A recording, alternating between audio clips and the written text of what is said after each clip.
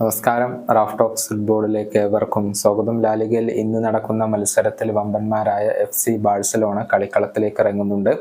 മയോർക്കയാണ് ബാഴ്സലോണയുടെ എതിരാളികൾ. ഇന്ന് രാത്രി ഇന്ത്യൻ സമയം 1:30 ബാഴ്സലോണയുടെ മൈതാനത്ത് വെച്ചുകൊണ്ടാണ് ഈ മത്സരം നടക്കുക. നിലവിൽ ബാഴ്സ 3-ാം സ്ഥാനത്താണ് പോയിന്റ് പട്ടികയിൽ ഉള്ളത്. 1-ാം സ്ഥാനക്കാരായ റയൽ മാഡ്രിഡുമായി 8 പോയിന്റിന്റെ വ്യത്യാസവും 2-ാം സ്ഥാനക്കാരായ ജിറോണയുമായി 1 പോയിന്റിന്റെ വ്യത്യാസവുമാണ് നിലവിൽ ഇപ്പോൾ FC ബാഴ്സലോണക്കുള്ളത്.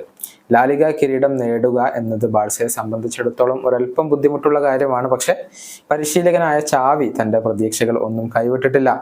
ലാലിഗ ഇപ്പോഴും തങ്ങൾക്ക് നഷ്ടമായിട്ടില്ല എന്ന് തന്നെയാണ് ചാവി പറഞ്ഞിട്ടുള്ളത്. കിരീടത്തിന് വേണ്ടി പോരാടാൻ തന്നെയാണ് അദ്ദേഹത്തിന്റെ തീരുമാനം.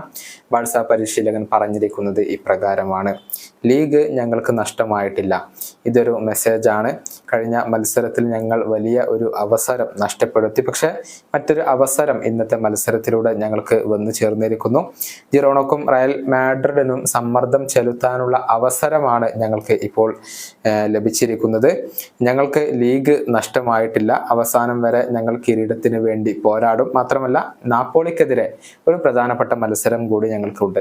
ഇതാണ് FC ബാഴ്സലോണയുടെ പരിശീലകൻ ഇപ്പോൾ പറഞ്ഞിട്ടുള്ളത്. അടുത്ത ബുധനാഴ്ചയാണ് യുവേഫ ചാമ്പ്യൻസ് ലീഗിൽ FC ബാഴ്സലോണയും നാപ്പോളിയും തമ്മിൽ ഏറ്റുമുട്ടുക.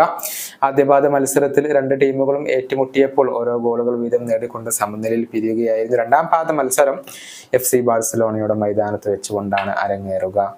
ഈ വീഡിയോയുടെ അവസാനിപ്പിക്കുന്നു. കാണാം.